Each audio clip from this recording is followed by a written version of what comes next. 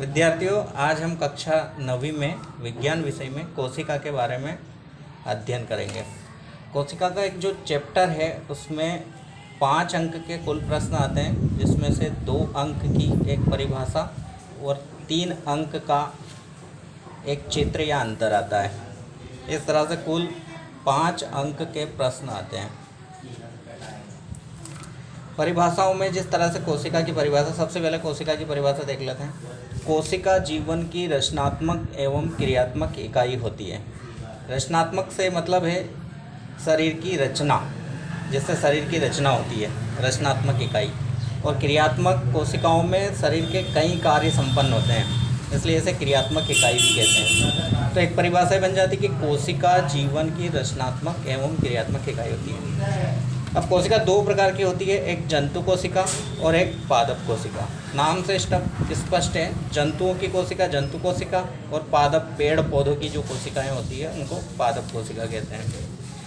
अलग अलग इन दोनों के चित्र हैं 3-3 अंक में, दोनों को अलग बना के देखते हैं।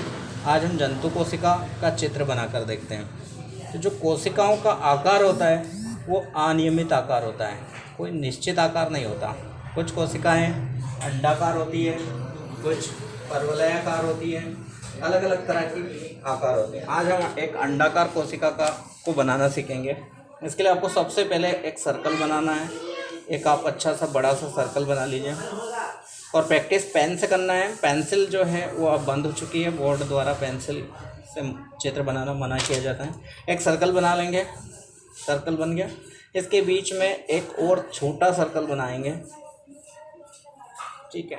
साथ में नामांकन करते जाएंगे। सबसे बाहरी जो झिल्ली होती है, जो सर्कल की बाहरी वाली झिल्ली, इसको बोलते हैं कोशिका झिल्ली। जैसे नाम से है तो सबसे बाहरी झिल्ली को कोशिका झिल्ली, कोशिका की झिल्ली। कोशिका झिल्ली जो बनी होती है वो लिपोप्रोटीन की बनी होती है। रोकते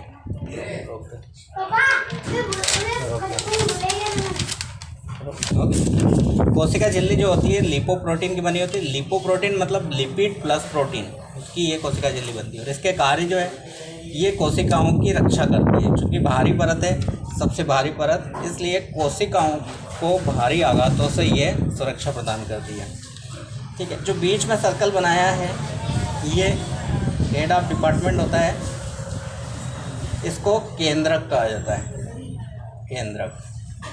और केंद्रक का जो कार्य होता है पूरी कोशिका पर नियंत्रण करने का कार्य होता है। अब एक छोटी सी अच्छी बात है नामांकन में कि जो केंद्रक की झिल्ली है उसको केंद्रक झिल्ली कहेंगे, केंद्रक झिल्ली। और पूरा केंद्रक कहलाएगा। जैसे एक कोशिका थी तो कोशिका की झिल्ली कोशिका झिल्ली, वैसे केंद्रक की झिल्ली केंद्रक झिल्ली। तो केंद्रक के अंदर धागे नुमा संरचना होती है, धागे जैसी संरचना। इन धागे जैसी संरचना को क्रोमेटिन पदार्थ कहते हैं, क्रोमेटिन पदार्थ, क्रोमेटिन पदार्थ। अब जहाँ जहाँ खाली स्थान है उसमें आप डॉट बना देंगे, हर जगह डॉट बनाएंगे, डॉट बना देंगे, पूरी डॉट से भर देंगे इसको, ठीक है।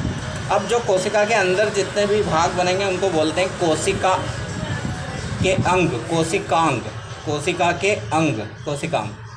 तो सबसे पहले सिंपल वाले कोशिकांग बना लेते हैं। तो आपको छोटे छोटे लंबी सी इस तरह की नालियाँ बनानी है, परवलयाकार सर्कल्स। इन सर्कल के अंदर आपको इस तरह की डिज़ाइन बना देना है।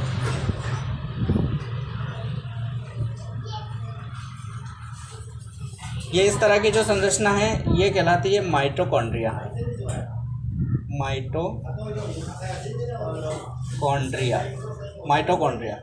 माइटोकॉन्ड्रिया को कोशिका का पावर हाउस भी कहते हैं। ये जो प्रश्न है,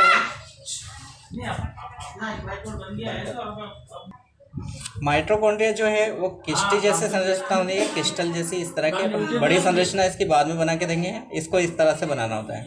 इसको कोशिका का पावर हाउस कहते हैं। यहाँ पर पूरी कोशिका के लिए ऊर्जा बनती है, इसको ऊर्जा घर भी कहते हैं। आप 8वीं में भी इस कोशिका का चित्र पढ़ चुके होंगे। इसके अलावा जो जंतु कोशिका होती है उसमें जगह जगह छोटे छोटे आपको गड्ढे बनाने हैं इस तरह से। ये जो गड्ढे होते हैं इनको रिक्तिकाएँ कहते हैं, रिक्तिकाएँ। जंतु कोशिका में जो रिक्तिकाएँ होती है वो छोटी होती है और पादप कोशिका में रिक्तिकाएँ बड़ी होती है। एक अंतर ये भी है, जंतु कोशिका और पादप कोशिका में जब अंतर करेंगे तो ये बताएंगे कि जंतु कोशिका की रिक्तिकाएँ छोटी और पादप कोशिका की रिक्तिकाएँ बड़ी होती है। इसके अलावा आपको 3-4 इस तरह से बिंदी बनानी है हर जगह। ये बिंदी बना देंगे। ये जो बिंदी है इनको हम लाइसोसोम नाम देंगे। लाइसोसोम जो है वो कोशिका में आत्मघाती थैली कहलाती है।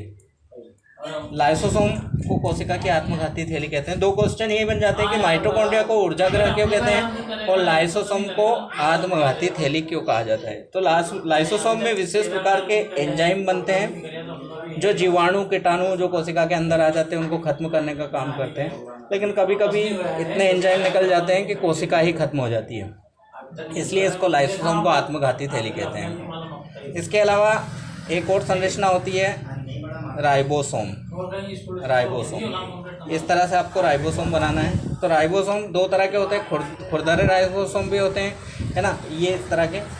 एक और संरचना होती है जिसको बोलते हैं